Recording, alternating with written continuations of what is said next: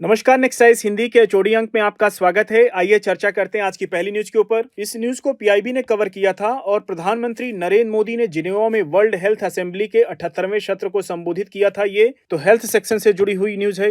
इस न्यूज को पीआईबी ने कवर किया था और ये हेल्थ सेक्शन से जुड़ी हुई न्यूज है जो जीएस पेपर 2 के अंतर्गत शामिल होगी। न्यूज ये है कि प्रधानमंत्री श्री नरेंद्र मोदी ने जिनेवा में वर्ल्ड हेल्थ असेंबली के 78वें सत्र को संबोधित किया। प्रधानमंत्री ने कहा कि इस वर्ष वर्ल्ड हेल्थ असेंबली का थीम यानी विषय है वन वर्ल्ड फॉर हेल्थ। यह वैश्विक स्वास्थ्य के लिए भारत के विजन के अनुरूप है। प्रधानमंत्री ने यह भी कहा कि स्वस्थ विश्व का भविष्य समावेशन, एकीकृत दृष्टिकोण और सहयोग पर निर्भर करता है। प्रधानमंत्री, विश्व का स्वास्थ्य इस बात पर निर्भर करता है कि हम सबसे कमजोर लोगों की कितनी अच्छी तरह से देखभाल करते हैं, ये भी प्रधानमंत्री जी ने कहा। और प्रधानमंत्री ने यह भी कहा कि ग्लोबल साउथ यानी वैश्विक दक्षिण विशेष रूप से स्वास्थ्य चुनौतियों से प्रभावित है। भारत का विजन अनुकरणीय है, मापन योग्य है और टिकाऊ मॉडल यानी सतत मॉडल पर प्रस्तुत करता है। 21 जून को, जैसा कि हम सब जानते हैं, विश्व योग दिवस मनाया जाता है और जून में 11वां अंतर्राष्ट्रीय योग दिवस आ रहा है और इस वर्ष का थीम यानी विषय है yoga for one earth one health. प्रधानमंत्री ने कहा, स्वस्थ धरती का निर्माण करते समय आइए हम यह सुनिश्चित करें कि कोई भी पीछे न छूटे।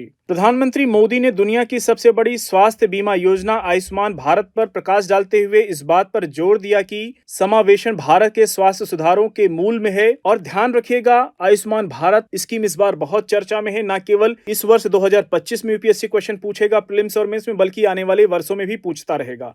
तो इसको अच्छे से तैयार करिएगा। जो 580 मिलियन लोगों को कवर करती है आयुष्मान भारत स्कीम और मुफ्त में उपचार प्रदान करती है। इस कार्यक्रम को हाल ही में 70 वर्ष से अधिक आयु के सभी भारतीयों को कवर करने के लिए विस्तारित किया गया है, इसको एक्सटेंड किया गया है।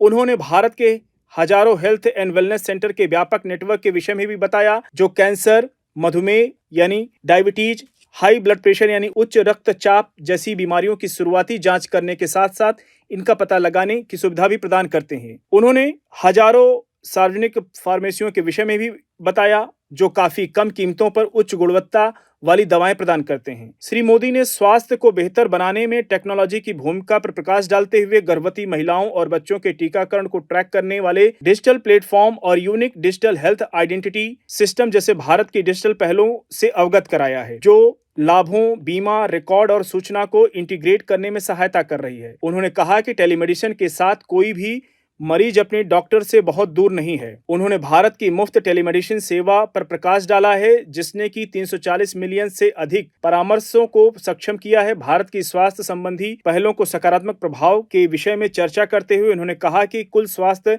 एक्सपेंडिचर के परसेंटेज यानी प्रतिशत के रूप में आउट ऑफ पॉकेट व्यय में उल्लेखनीय गिरावट आई है। साथ ही उन्होंने इस बात पर भी जोर दिया है कि सरकारी स्वास्थ्य एक्सपेंडिचर में भी उल्लेखनीय वृद्धि हुई है। कुल मिला के सरकार हेल्थ के ऊपर अधिक खर्च कर रही है।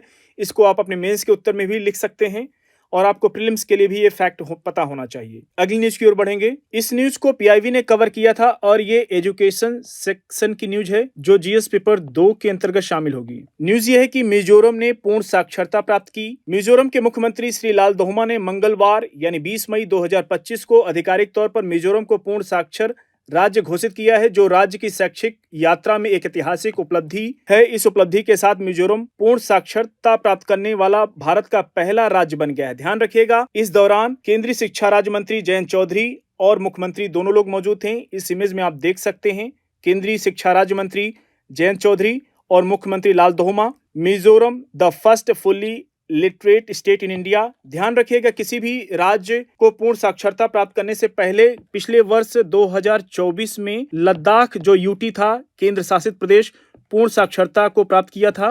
क्वेश्चन पूछ सकता है यूपीएससी, इसलिए ध्यान में रखिएगा। अगर बात करें इसके डिटेल में, तो देश को पूर्ण साक्षर बनाने वाली मुहिम में पूर्वोत्तर से एक बड़ी कुल मिला की एक खुशखबरी सामने आई है और मिजोरम देश का पहला पूर्ण साक्षर बन गया है। केंद्रीय शिक्षा मंत्रालय ने मंगलवार को इसकी घोषणा की है। इसकी चर्चा हम लोग कर चुके हैं। और 9 साक्षरता मिशन के अंतर्गत 97% साक्षरता हासिल करने वाले पर किसी भी राज्य की पूर्ण साक्षरता घोषित कर दिया जाता है। केंद्रीय शिक्षा राज्य मंत्री जयंत चौधरी ने मंगलवार को आइजोल में राज्य की मुख्यमंत्री लालधोमा की मौजूदगी में इसकी घोषणा की। उन्हें इस उपलब्धि के लिए प्रमाण पत्र भी सौंपा। मंत्रालय के अनुसार देश के दूसरे राज्य भी इस दिशा में तेजी से आगे बढ़ रहे हैं। छोटे राज्यों के लिए यह लक्ष्य हासिल करना आसान इसलिए है क्योंकि इनकी आबादी बड़े राज्यों के मुकाबले काफी कम है। अगर बात करें कि 2011 की जनगणना में मिजोरम की आबादी यानी पॉपुलेशन करीब 10.91 लाख थी। यहाँ बात करते चलें, मिजोरम की आबादी 2011 में 10.91 लाख थी। कुल मिला के 11 लाख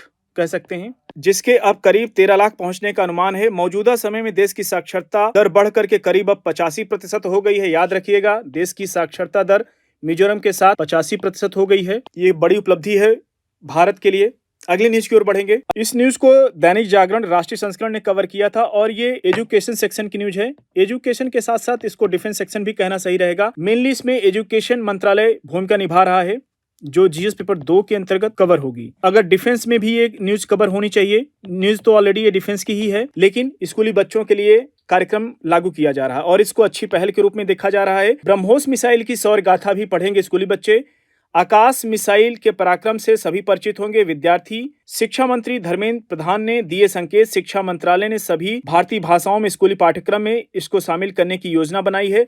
और देखिए, जब भी इस तरह की योजना सरकार बनाती है, यूपीएससी वहां से क्वेश्चन पूछता है। अब आइए इसके डिटेल में चर्चा कर लेते हैं। ऑपरेशन सिंदूर पाकिस्तान को घुटने के बल पर लाने वाली ब्रह्मोस और आकाश मिसाइलों की सौरगाथा से अब स्कूली बच्चों को भी अवगत कराया जाएगा, ध्यान रखिएगा। और ये शिक्षा मंत्रालय ने इसे सभी भारतीय भाषाओं में स्कूली पाठ्यक्रम में शामिल करने की योजना बनाई है। यह स्कूलों में अतिरिक्त गतिविधियों के रूप में रोचक तरीके से इसको प्रस्तुत की जाएगी, ऑडियो विजुअल के फॉर्म में, ताकि बच्चों को दिमाग में बैठ जाए। और शिक्षा मंत्री धर्मेंद्र प्रधान ने सोमवार को एक कार्यक्रम में इसके संकेत दिए हैं। उन्होंने कहा कि ब्रह्मोस और आकाश मिसाइल की ताकत हमारी शिक्षा व्यवस्था की मजबूती का प्रमाण है। ऐसे में हम रिसर्च पर और अधिक बल देना चाहिए और इसके लिए प्रधानमंत्री रिसर्च फंड में भी जरूरी बदलाव किए जा रहे हैं। माना जा रहा है कि इस पहल से बच्चों में भी रिसर्च के प्रति उनका रुझान बढ़ेगा, साथ ही राष्ट्रीय जुड़ाव बढ़ाने को भी प्रोत्साहन मिलेगा। न्यू एजुकेशन पॉलिसी यानी नई राष्ट्रीय शिक्षा नीति में भी स्कूली स्तर पर ऐसे बीज रोपने की सिफारिश की गई है, ताकि बच्चे भविष्य में रिसर्च और इनोवेशन के क्षेत्र में देश का नाम रोशन कर सकें। बच्चों को यह विषय वस्तु अतिरिक्त स्कूली गतिविधियों के साथ बगैर बस्ते वाले दिनों यानी बैगलेस डे में भी पढ़ाई जाएगी। वर्तमान में स्कूल में वर्ष में कम से कम 15 दिन बगैर बस्ते वाले दिन आयोजित करने के निर्देश दिए हैं, जहां पे आप देख सकते हैं ऑडियो और विजुअल के फॉर्म में, उनको वीडियो के फॉर्म में ये एजुकेशन दी जाएगी, ताकि बच्चे अधिक से अधिक अपना इंटरेस्ट दिखा सकें, अधिक से अधिक रुचि ले सकें, जिससे कि वो साइंस सेक्शन की में अपना करियर बनाने के लिए मोटिवेट हो सकें। केंद्रीय विद्यालय और नवोदय विद्यालय इसे एक हफ्ते में एक दिन आयोजित कर रहे हैं। अधिकारियों के मुताबिक चंद्रयान की सफलता की कहानी को बच्चों के बीच जिस रोचक तरीके से पहुंचाया गया था, उससे वह बच्चे की जुबान पर चढ़ गया था। ठीक उसी तर्ज पर ब्रह्मोस और आकाश मिसाइलों की सफलता की कहानी भी बच्चों के बीच पहुंचाई जाएगी और इसीलिए पूरा ये एक्सरसाइज की जा रही है। ध्यान रखिएगा, इंपॉर्टेंट न्यूज है। और क्योंकि ये बताया जाएगा कि कैसे इन मिसाइलों ने पाकिस्तान की मिसाइलों को न सिर्फ हवा में मार गिराया था, बल्कि पाकिस्तान के सारे सिक्योरिटी सिस्टम यानी सुरक्षा तंत्र को भेदते हुए भीतर घुस करके इसके हवाई अड्डों के आतंकी ठिकानों को भी नष्ट किया। और इसका प्रहार इतना विकराल था कि पाकिस्तान कुछ ही घंटों में घुटने के बल आ गया और पूरी दुनिया से शांति की गुहार लगाने लगा। अगर इसके थोड़े फैक्ट पे बात करें, अगर ब्रह्मोस की स्पीड की बात करें तो 9,887 किलोमीटर प्रति घंटे की रफ्तार से ये चलता है और इसकी मारक क्षमता 400 किलोमीटर की है। ये भी फैक्ट याद रखिएगा, क्योंकि यूपीएससी स्टेटमेंट फॉर्म में प्रीलिम्स में क्वेश्चन पूछ लेता है और मेंस का उत्तर लिखते समय आप इससे जुड़े हुए क्वेश्चन का उत्तर लिखते समय इस फैक्ट को भी आप डाल करके उत्तर में प्रामाणिकता ला सकते हैं, ताकि एग्जामिनर आपको मार्क्स देने के लिए मजबूर हो जाए। और इसके वजन की बात करें तो 1290 किलोग्राम इसका वजन है और 8.4 मीटर इसकी लंबाई है। आप इसकी लंबाई को देख सकते हैं इस इमेज में। और अगर बात करें आकाश मिसाइल की, तो आकाश की स्पीड जो है 3087 किलोमीटर प्रति घंटे की है, ध्यान रखिएगा।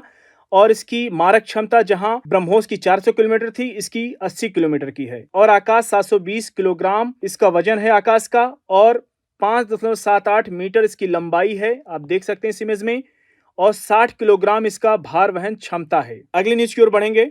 इस न्यूज को द हिंदू ने कवर किया था और यह साइंस एंड टेक सेक्शन की न्यूज है, जो जीएस पेपर 3 के अंतर्गत शामिल होगी। न्यूज ये है कि MR Srinivasan, a key architect of India's nuclear programme no more, नहीं रहे भाभा के साथ परमाणु ऊर्जा कार्यक्रम की कमान संभालने वाले विज्ञानी श्रीनिवासन, आप देख सकते हैं इनका जन्म 1930 में हुआ था और इनकी मृत्यु 2025 में हो गई। और भारत के ये पहले परमाणु अनुसंधान रिएक्टर अप्सरा के निर्माण में महत्वपूर्ण भूमिका निभाई थी और परमाणु ऊर्जा कार्यक्रम में उत्कृष्ट योगदान के लिए इनको पद्मश्री, पद्म भूषण और पद्म विभूषण तीनों मिला, ध्यान रखिएगा। अगली न्यूज की ओर बढ़ेंगे। अगली न्यूज भी साइंस एंड टेक सेक्शन की है, जो इसको द हिंदू ने कवर किया था, जो जीएस पेपर 3 के अंतर्गत शामिल होगी। न्यूज ये है कि Jayant Narlikar, Indian astrophysicist who challenge big bang theory passes away. खगोल विज्ञान को लोकप्रिय बनाने वाले जयंत नार्लिकार का 86 वर्ष की आयु में इनका पुणे में निधन हो गया और ये अंग्रेज खगोल विज्ञानी सर फ्रेड हॉयल के साथ मिलकर गुरुत्वाकर्षण का हॉयल नार्लिकर सिद्धांत तैयार किया। याद रखिएगा,